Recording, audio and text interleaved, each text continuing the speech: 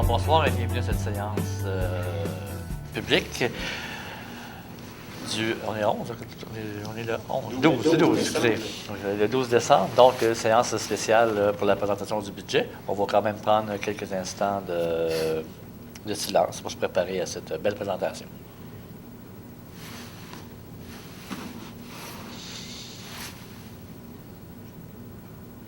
Donc, on peut procéder?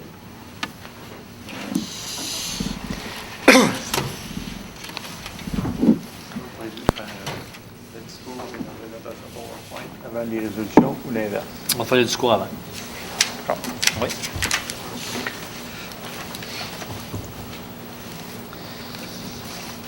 Alors, chers citoyennes, chers citoyens, messieurs les membres du Conseil, représentants des médias, il me fait plaisir ce soir de faire la présentation des prévisions budgétaires 2017 de la Ville de Plessisville, qui inclura entre autres les faits saillants des revenus et des dépenses, également les différents taux d'imposition foncière, la tarification des services, la situation sur notre capacité d'emprunt et également les explications sur les projets inscrits au PTI, donc le programme triennal des immobilisations. Au niveau des faits saillants, comme j'ai eu le plaisir de vous le mentionner le mois dernier lors de mon discours sur la situation financière de la Ville, nous avons connu une très bonne année malgré les nombreux défis que nous avions en 2016.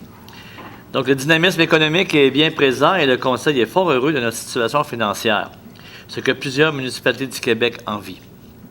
En 2016, Plessisville est maintenant reconnue comme une ville verte et une ville intelligente. Nous pouvons en être très fiers. Nous devenons un modèle non seulement pour les villes du Québec, mais également pour les villes du Canada. Cela en grande partie parce que nous avons un excellent plan d'action. Nous avons un plan stratégique. Nous pouvons réaffirmer haut et fort que notre plan stratégique fonctionne à merveille et nous le devons à la vision du conseil municipal et de sa population. Cependant, nous nous devons comme citoyennes et comme citoyens d'offrir un coup de chapeau à nos employés qui contribuent de belle façon tous les jours de faire de Plessisville une ville qui offre une belle qualité de vie. Et on peut le constater à chaque jour. Je tiens ici également à remercier au nom du conseil tous les membres de l'équipe municipale pour leur dévouement. Et je les remercie surtout de croire en notre plan stratégique. Maintenant, passons à ce que tous veulent savoir, le budget 2017 et les implications au niveau fiscal.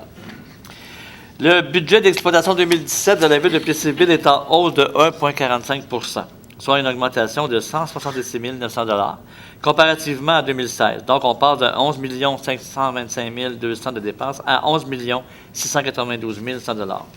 Il nous fallait donc trouver 166 900 $ pour équilibrer notre budget. Soyez rassurés en partant, grâce à une gestion serrée et très proactive, nous y sommes arrivés. Mais nous devons le souligner, c'est aussi grâce à notre performance au niveau du développement, en particulier de notre parc industriel. En effet, la Ville a vu son évaluation foncière, son évaluation aussi de 16,3 millions, passant à 434 millions de $. Ça apporte des nouveaux revenus de taxation nécessaires à l'équilibre de notre budget 2017. Ça vient compenser le 170 000 qu'on vous parlait tantôt. Je suis donc heureux ce soir de vous annoncer que pour une 4e année consécutive, la Ville de Plessisville annonce un gel de taxes pour les résidences et pour sa population. Donc, c'est en soi une très bonne nouvelle pour nous tous. Ça démontre à quel point nous sommes préoccupés par nos finances publiques et ce, également pour le bien de nos contribuables. Le budget 2017 est en droite ligne avec les objectifs de notre plan stratégique qui fonctionne au-delà de nos espérances. On a déjà atteint beaucoup de nos objectifs. Sur un plan de 10 ans, ça fait seulement que 2 ans et déjà, on a atteint plusieurs de nos objectifs.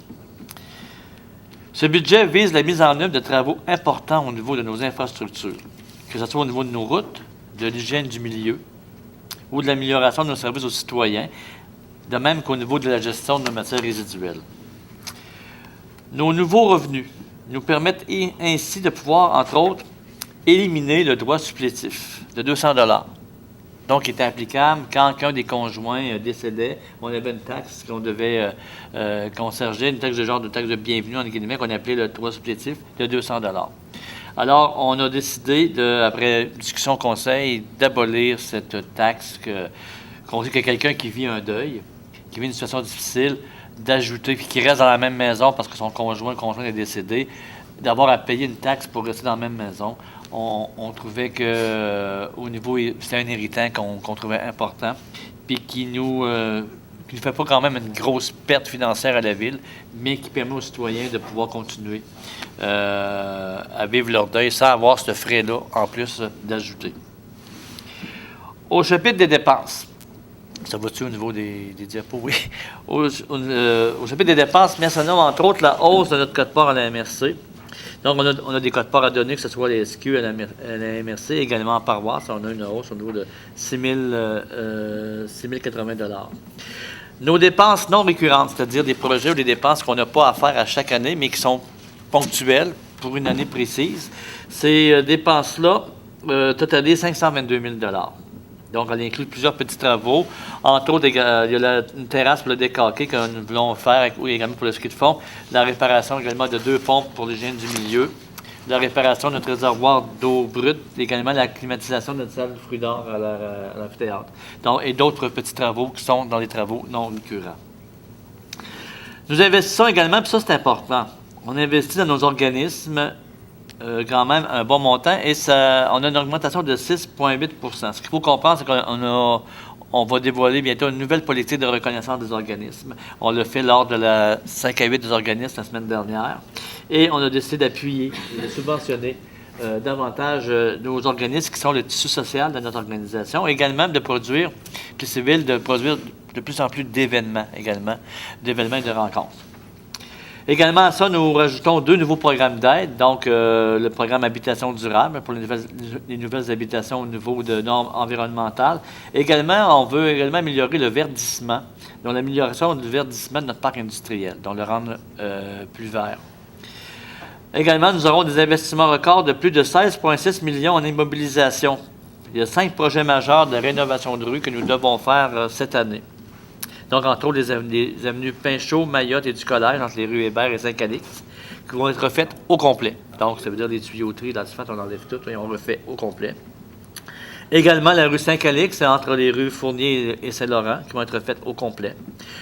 Il y a l'avenue Dupont qui sera prolongée, qui débouchera sur la rue Bilodeau, ce qui va permettre ainsi la libre circulation des véhicules près du centre commercial. Également, la rue Jules Paquette, dans le parc industriel, qui sera prolongée afin de permettre d'offrir des terrains dans le parc industriel, ce qui va faire en sorte de poursuivre notre croissance économique. Également, comme projet d'infrastructure, n'oublions pas la construction de notre nouvelle caserne d'incendie, qui remplacera celle construite dans les années 50. Donc, à eux seuls, ces investissements représentent 13,5 millions de $. Toutefois, soyez sans crainte, on va recevoir plus de 7 millions de $ en subventions. Grâce à notre proactivité, grâce au travail qu'on a fait, on a été capable d'aller chercher ces programmes d'aide gouvernementale en infrastructure qui sont ponctuels. Je pense entre autres au FEP2, donc un programme qui est en branle cette année. Ça a demandé quand même beaucoup de travail, mais nos employés ont permis, par leur proactivité, comme je disais tantôt, d'obtenir ces subventions. Ce qui est une bonne nouvelle pour notre ville. Également, on continue à investir dans l'avenir par l'ajout de fonds. Donc, on a 140 000 $ qui sont injectés dans notre fonds vert pour tous nos projets à caractère environnemental. Donc, on se met une réserve pour prévoir un fonds, on appelle, donc pour prévoir nos projets qui sont plus à caractère environnemental. Également, il y a 125 000 $ dans notre réserve financière pour la disposition des boues. Donc, évidemment, un jour, dans quelques années, une dizaine d'années, il va falloir faire le ménage à nos boues. Et on ne veut pas refiler la facture aux générations futures. Donc, on commence déjà à prévoir, à ramasser des sous. Quand l'heure sera venue de faire ces réparations-là, de faire ce ménage-là, on aura les fonds nécessaires pour le faire. Également, un des changements qu'on fait cette année, c'est qu'on abolit, c'est au niveau de notre rôle d'évaluation, on abolit la taxe d'affaires. Donc, là-dessus, on suit le pas à des villes voisines, comme Victoriaville, Princeville, et plusieurs autres villes au Québec, qui ont décidé, on était une des dernières villes d'ailleurs qui avait des taxes d'affaires. Donc, on modernise notre service de taxation et on remplacera l'ancienne taxe d'affaires par la taxe ENR, donc immeuble non résidentiel. L'arrivée de ce changement, c'est important de savoir que ça n'apporte rien ça ne rapporte pas de nouveaux revenus. Donc, on n'a pas plus de taxes qui vont rentrer. C'est le même montant. Sauf qu'au niveau de la fiscalité, il y a des commerçants et des industries qui vont voir leur compte de taxes monter en raison de la nouvelle évaluation. D'autres, par contre, plusieurs vont voir leur compte de taxes baisser. Mais en tout et partout, ça fait la même assiette fiscale. Donc, au niveau des résidences, les gels de taxes. Au niveau des commerces et industries, il y a une nouvelle façon de taxer qui est cette taxe de INR qui remplace la taxe d'affaires. Donc, au bas mot, exemple, concrètement, le plus il y a certaines entreprises, qui peuvent voir, exemple, le plus, ça va être 2 000 $. Par contre, au niveau du moins, les entreprises qui vont avoir 30 000 $ de taxes de moins à payer. Donc, c'est ce que ça crée au niveau du nouveau rôle d'évaluation. Donc, notre capacité d'emprunt est sous contrôle. Bien sûr, tous les travaux prévus, ça met une certaine pression sur nos emprunts. Notre stratégie est claire à ce sujet. C'est important que vous le sachiez. Le Conseil surveillera de près la situation et nous nous assurerons que nos emprunts n'hypothéqueront pas notre avenir. Donc, notre capacité d'emprunt, comme on dit souvent, ce qui est important, c'est notre capacité de rembourser nos emprunts. Et là-dessus, on est plus que prévoyant. C'est sûr que nos engagements à long terme font un bond cette année passant de 8,5 millions à 13,5 millions. Ça s'explique essentiellement par les travaux de rénovation de notre amphithéâtre et également par la réparation de notre conduite principale d'eau brute. Malgré cela, nos frais de remboursement d'intérêt diminuent de 36 000 $ parce qu'il y a quand même des prêts qui viennent à terme, qui se terminent, d'autres qui se continuent, et on a toute une grille de prévision qui fait en sorte qu'on est capable de prévoir le coût pour les prochaines années. Comme nous avions prévu tous ces mouvements financiers, nous avons provisionné les dépenses, comme je disais tout à l'heure, et nous n'avons donc pas à nous inquiéter de notre capacité d'emprunt. Il n'y aura pas de hausse de taxes occasionnée par ces engagements. Alors, je le répète, il n'y aura pas de hausse de taxes occasionnée par ces engagements. Le programme triennal d'immobilisation présente des investissements de 27,4 millions, donc 16,6 millions pour 2017, 2,5 millions en 2018 et 8,3 millions en 2019. Les investissements proposés concernent principalement les activités d'hygiène du milieu, donc entre autres la modernisation des usines de production de l'eau potable et d'épuration, la remise en état de plusieurs rues de la ville, je pense qu'on était rendu là, également, ainsi que l'agrandissement du parc industriel. On a également, entre autres, la rénovation également du carrefour de l'érable. On a un renouvellement des véhicules du service de travaux publics et la construction de nouvelles casernes d'incendie. Donc, ces projets-là, qui sont importants pour notre ville, évidemment, ça va faire partie de nos projets 2017. Comme vous le voyez, nous sommes responsables et prévoyants afin de nous assurer d'améliorer la qualité de vie de nos citoyens. Plessisville renaît et notre vitalité économique, culturelle et sociale fait des envies dans la région. Nous assumons pleinement notre rôle de ville-centre pour la MRC. On est fiers de notre budget, on est fiers de notre ville, on est fiers de notre MRC. Plus que jamais, la ville de Plessisville veut jouer son rôle au sein de notre MRC et notre plan stratégique est conçu pour y arriver. Donc, en conclusion, ce qu'il faut retenir ce soir, on est fiers de notre budget équilibré. On annonce un 4e gel de taxes. Donc, ça veut dire que dans notre dernier mandat, ça aurait été un mandat avec gel de taxes, un mandat sans augmentation de taxes. On a également des investissements de 16 millions de dollars en travaux. On a l'amélioration des infrastructures de rue. On a également une nouvelle caserne d'incendie qui vise l'amélioration de la sécurité publique. 265 000 $ qui sont mis dans 2 fonds pour prévoir les dépenses de la sécurité publique, les dépenses futures. 2 nouveaux programmes d'aide financière pour aider les entreprises et les résidentiels. Et une hausse de notre soutien aux organismes. Alors, nous considérons que c'est un budget responsable qui vise le développement durable et qui est en lien avec notre plan stratégique. Alors, je vous remercie beaucoup et bonne soirée à tous.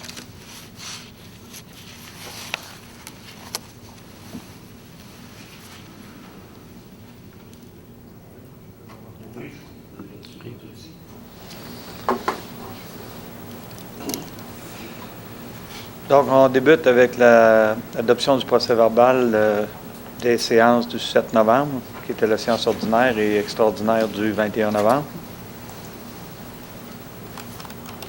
Alors, proposé par M. Nadeau. Appuyé par M. Roux. Adoption du budget, les revenus totalisent 10 987 900. Les dépenses, 11 692 100. Et une conciliation des fins fiscales de 794 200. Donc, un budget équilibré. Proposé par Mme Allard. Appuyé. Appuyé par M. Blier. Programme triennal qui totalise 16 695 400 en 2017, 2 508 600 en 2018 et 8 285 400 en 2019 pour un total de 27 489 400. Proposé. Proposé par M. Baudouin. Appuyé. Appuyé par M. Blier. Donc, une dernière résolution, c'est que le Conseil va faire que le résumé du budget pour 2017 et le programme triennal soit publié dans le journal L'Avenir de l'érable au lieu de sa distribution à chaque adresse civique. Proposé par Mme Saint-Amand. Appuyé. Appuyé par M. Roux. C'est rendu à la période de questions, M. le maire. Alors, est-ce qu'il y a des gens qui ont des questions dans la salle? Pas de questions? Alors, à ce stade-ci, on mettrait fin à notre séance publique. On leur propose de lever. Monsieur le maire, est-ce que Oui, je pourrais apporter un commentaire? bien sûr, M. Moi, je Blier. pense que c'est important de la part des citoyens. Si vous avez des questions à poser par rapport à notre budget, c'est important de vous informer aux bonnes personnes parce que la Ville de Plessisville a une capacité de rembourser les montants qui sont déjà mentionnés là, comme on pourrait les appeler, les emprunts qu'on a à long terme. Et puis, qu'est-ce que je voudrais dire aussi, c'est qu'il y a un montant dans cet emprunt-là, sur le 13 millions, qui appartient à nos voisins. Donc, qui apparaît sur notre budget à nous au niveau de la dette, mais ce n'est pas nous qui avons à le payer. Donc, il faut faire attention à ça. Et puis, il faut aussi ajouter que la Ville de Plessisville a beaucoup de montants qui sont dans des surplus accumulés. Donc, nous avons beaucoup d'entrées d'argent qui sont déjà placées aussi. Donc, les meilleures personnes pour répondre aux questions des citoyens, c'est vraiment les gens à la Ville de Plessisville. Donc, je voudrais juste vous rassurer par rapport à notre budget au niveau de la dette, parce qu'il y en a que ça leur faisait peur, mais soyez assurés qu'on a les moyens et les capacités de rembourser le tout. Et puis que la Ville de Plessisville aussi a une projection aussi au niveau de son suivi de la dette et des prévisions budgétaires jusqu'en 2021. Donc, nous savons vers où nous nous en allons. Et puis, comme M. le maire l'avait mentionné, eh bien, on a un plan stratégique qu'on met qui est en force et puis qui va très bien. Donc, si vous avez des questions, on vous invite à communiquer avec nous. Ça va nous faire un plaisir de répondre à vos questions. Merci beaucoup, M. Blier, pour ces informations. Est-ce qu'il y en a d'autres qui voulaient s'exprimer? Donc, à 20h20, si je vois bien, on mettra fin à le propos de la nuit de l'Assemblée.